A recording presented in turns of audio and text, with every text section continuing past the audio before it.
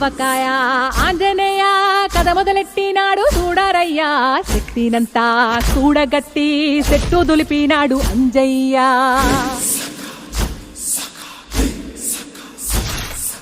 ఎర్ర ఛాయ కోటి అవతార వెంటమాయ కత్తి సేట పట్టకుండా కాయ కోసినాడు కపిలయ్యా